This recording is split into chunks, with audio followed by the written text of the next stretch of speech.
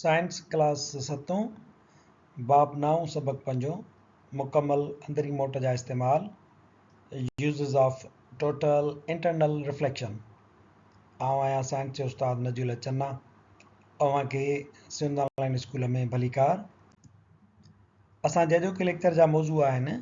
Number पहिरियों रोशनी मोटाईंदड़ prism reflecting प्रिज़म्स ऐं ॿियो नंबर आहे पेरीस्कोप। नंबर पहिरियों टॉपिक आहे रोशनी मोटाईंदड़ प्रिज़म रिफ्लेक्टिंग प्रिज़म्स। ही प्रिज़म या मंशूर त्रिकुंडनि क़िस्मनि जा थींदा आहिनि ऐं मोस्टली या त शीशे जा ठहियल हूंदा आहिनि या वरी प्लास्टिक या अहिड़े कंहिं ॿिए ट्रांसपेरेंट मटीरियल जा ठहियल हूंदा आहिनि। रोशनी मोटाईंदड़ जेके प्रिज़म थींदा आहिनि उहे ॿिनि उसूलनि ते कमु कंदा आहिनि। नंबर पहिरियों angle of incidence critical angle खां वॾी हूंदी। ये जेको असीं पढ़ी आया हुआसीं मुख़्तलिफ़ मीडियम्स जो क्रिटिकल एंगल्स, उन में असां मिसाल ॾिनो हुयोसीं त जेकॾहिं क्रिटिकल एंगल खां अञा एंगल ऑफ इंसिडेंस असां वधायूं त छा थींदो। Angle of incidence critical angle खां वधीक थी वेंदी त वेंदड़ जेको किरणो आहे उहो ॿाहिरि मीडियम में कोन वेंदो, उहो पाणीअ खां निकिरी गिलास खां निकिरी हवा में कोन वेंदो, पर उहो साॻे ई मीडियम में वरी मोट खाईंदो आहे। सो नंबर पहिरियों उसूल आहे प्रिज़म्स जे कमु करण जो angle of incidence critical angle खां वॾी हूंदी। नंबर ॿियों रोशनी घाटे ज़रिए खां छिडरे ज़रिए में दाख़िल थींदी।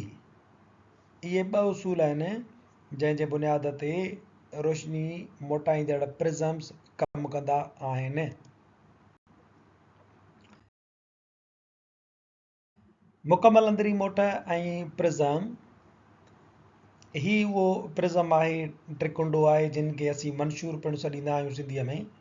इहो ग्लास या प्लास्टिक या ॿिए कंहिं ट्रांसपेरेंट मटीरियल जो ठहियलु हूंदो आहे। हिन जी क्रिटिकल एंगल जेका आहे उहा तक़रीबन 42 डिग्री आहे। हाणे मिसाल जे तौर ते जेकॾहिं असां लेज़र खणूं था ऐं उन मां असां रोशनी हिकिड़ी हिन ते उछलायूं था प्रिज़म ते, त तव्हां ॾिसो था त इहा रोशनी जेका आहे हिन ॾे वई आहे हिन प्रिज़म में, इहा हेॾां कोन निकिती आहे, इहा हिते लॻी करे सरफेस ते उन रिफ्लेक्शन हासिलु कई आहे, मोट खाधी आहे ऐं उहा मोट खाई वरी ॿिए सरफेस ते अची करे लॻे थी, ॿिए कुंड ते लॻे थी ऐं उतां वरी इहा साॻियो ई रिफ्लेक्ट बैक थी वापसि थी वञे। याने ही जॾहिं रोशनीअ जो किरणो इन प्रिज़म ते लॻो त इहो अंदरि ई अंदरि उन मोट खाधी आहे जंहिंखे असां चवंदा आहियूं टोटल इंटरनल रिफ्लेक्शन। हाणे टोटल इंटरनल रिफ्लेक्शन कॾहिं थींदो आहे जॾहिं रोशनीअ जो किरणो एंगल ऑफ जेका क्रिटिकल एंगल आहे उन खां वॾी कुंड ते किरे, याने एंगल ऑफ इंसिडेंस जेका आहे उहा क्रिटिकल एंगल खां वॾी हुजे त पोइ टोटल इंटरनल रिफ्लेक्शन थींदी, किरणो ॿाहिरि न वेंदो, साॻे ई मीडियम में अंदरि मोट खाईंदो आहे। बिल्कुलु ईअं ई आहे त हीउ किरणो जॾहिं असां हिते हयो आहे त उहो जेकॾहिं असां हिन खे हिते नॉर्मल रखी करे ॾिसूं त हीअ जेका कुंड आहे इहा 45 जी कुंड आहे। जेका कुंड हिते रोशनीअ जो किरणो अची करे जंहिं हिन सरफेस ते लॻो आहे त उन 45 जी कुंड सां हिते अची करे हिन जे 45 जी कुंड ते अची करे पियो आहे, यानी 42 जी कुंड खां एंगल ऑफ इंसिडेंस इहा जेका आहे मथे आहे, तंहिंजे करे हाणे छा थींदो टोटल इंटरनल रिफ्लेक्शन थींदो। इहो हिनखे हिते ई वरी हिन वापसि हेॾे जीअं ॿी सरफेस ते ॿी कुंड ते उछलायो आहे त उहो पिणु हितां वरी साॻियो ई हुन हिन जी जेका एंगल ऑफ इंसिडेंस आहे उहा साॻी वरी 45 आहे, तंहिंजे करे 45 क्रिटिकल एंगल खां वधीक आहे त वरी इहो किरणो हेॾे ॿाहिरि कोन थो निकिरे, इहो वरी बि इंटरनली रिफ्लेक्ट थो थिए, अंदरूनी तौर ते इहो मोट थो खाए हिते वञी करे ॿाहिरि लॻो, पोइ हितां इहो ॿाहिरि निकिरी थो वञे। हीउ जेको टोटल इंटरनल रिफ्लेक्शन जो अमल आहे इहो इन जे करे थिए थो त छो त angle of incidence critical angle खां वधीक आहे। गिलास मां ठहियल मंशूर में जेकॾहिं रोशनी जो किरणो क्रिटिकल कुंड खां मथे वारी कुंड ते वेंदो त मुकमल अंदरूनी मोट वारो मंज़र मिलंदो। ही टोटल इंटरनल रिफ्लेक्शन जो मंज़र आहे जेको असांखे इन प्रिज़म में हासिलु थिए थो। इहे मंशूर ॾूरांहनि किरणनि खे 180 कुंड ते मोटाए बहितर साफ़ ऐं उभो अक्स ठाहींदा आहिनि। हाणे ही जेके मंशूर आहिनि ही जेको किरणो आयो उनखे छा कंदा 180 जी कुंड ते हिते मोटाईंदा आहिनि ऐं पोइ अक्स खे बहितर कंदा आहिनि। ही जेको किरणे खे हितां मोटायो अथनि इहा 180 जी कुंड आहे। हितां उहे 45 जी कुंड ते हेॾे त आयो, 45 जी कुंड ते हिते बि अचे लॻो, पर हीअ जेका कुंड किरणे ठाही आहे हितां जेको ही रिफ्लेक्ट बैक थियो आहे इहा 180 जी कुंड आहे। इन सां छा थींदो, अक्स खे बहितर कंदा आहिनि, साफ़ कंदा आहिनि ऐं उभो अक्स करे ॾेखारींदा आहिनि।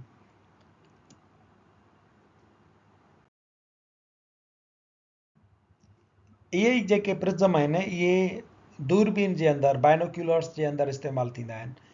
हेॾे ॾिसो त हीअ हिकिड़ी दूरबीन आहे जंहिंमें हीअ ऑब्जेक्टिव लेंस आहे जेको कंहिं बि शइ जे पासे ॾांहुं खुलंदो आहे उन ते फोकस कंदो आहे। ऐं हीअ आहे आक्यूलर लेंस जेको जंहिंमें असां अखियूं विझी करे ॾिसंदा आहियूं। हीअ दूरबीन जो ॿियो पासो आहे, हिते असां पंहिंजूं ॿई अखियूं विझंदा आहियूं।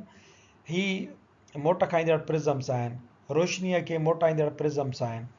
हेॾो जीअं इहो किरणो आयो त उहो अची करे हिन सरफेस ते 45 जी कुंड सां लॻो। हिते असां नॉर्मल जेकॾहिं ड्रा कयूं त इहो असांखे हिन जी कुंड 45 मिलंदी।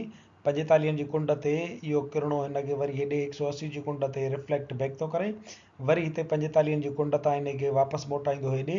हे बि अहिड़े ई तरीक़े सां हिनखे मोटाईंदो ऐं इन किरणे खे हेॾे असांजे अख जे पासे ॾे मुंतक़िल कंदो ऐं असांखे परे वारी शइ चिटी ऐं वेझो नज़र ईंदी आहे। दूरबीन, दूर माना परे ऐं बीन याने ॾिसणु। दूरबीन अहिड़ो औज़ार आहे जंहिंसां परे वारियूं शयूं चिटियूं करे ॾिसबियूं आहिनि। उन में हिननि लेंसनि जो, ऑब्जेक्टिव लेंस जो, आक्यूलर लेंस जो ऐं इन्हनि प्रिज़म्स जो तमामु घणो किरदारु आहे। दूरबीन में ॿ प्रिज़म छो था इस्तेमालु थियनि? मिसाल जे तौर ते ॾिसो ही हिकिड़ो ऑब्जेक्ट आहे, हिकिड़ो कूंडी आहे जंहिंमें गुल पोखियल आहे, इहो सिधो पियो आहे ॿाहिरि। हाणे इहो जॾहिं ऑब्जेक्टिव लेंस मां गुज़रंदो त इन जो अक्स उबतो ठहंदो।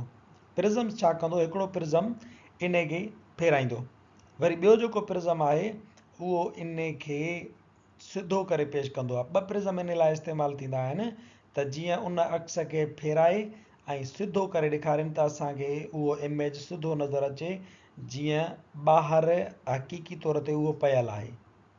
इन जे करे ॿ प्रिज़म इस्तेमालु थींदा आहिनि। इहो बिल्कुलु ईअं ई आहे जीअं इंसानी अखि में ॿाहिरां लेंस मां जेके किरणा गुज़रंदा आहिनि त उहो लेंस अखि जो, इंसानी अखि जो जेॾीमहिल जो रेटिना ते अक्स ठाहींदो आहे त उहो उबतो हूंदो आहे। पोइ रेटिना तां उन अक्स जो पैगाम जॾहिं वेंदो आहे दिमाग़ ॾे त दिमाग़ उन पैगाम खे, उन इमेज खे पोइ वरी सिधो करे ॾेखारींदो आहे। त ईअं ई इंसानी अखि वांगुरु इन्हनि प्रिज़म्स जो इस्तेमालु जेको आहे उहो दूरबीन में कयो वियो आहे। नंबर ॿियो आहे पेरीस्कोप। पेरीस्कोप आबदोज़ में वेठल माण्हुनि खे पाणीअ खां ॿाहिरि जा मंज़र ॾिसण लाइ कमु ईंदी आहे। आबदोज़ याने अहिड़ियूं ॿेड़ियूं या ॿेड़ा जेकी पाणीअ जे हेठि हलंदा आहिनि। हाणे पाणीअ जे हेठि हलण जे करे उहे पाणीअ खां मथे या सरफेस ते मौजूदु शयुनि खे ॾिसण जे लाइ ही पेरीस्कोप इस्तेमालु कंदा आहिनि। पेरीस्कोप में ॿ त्रिकुंडा मंशूर इस्तेमालु थींदा आहिनि जेकी रोशनी खे 90 जी कुंड ते मोटाईंदा आहिनि ऐं तस्वीर खे सुबतो पिणु कंदा आहिनि।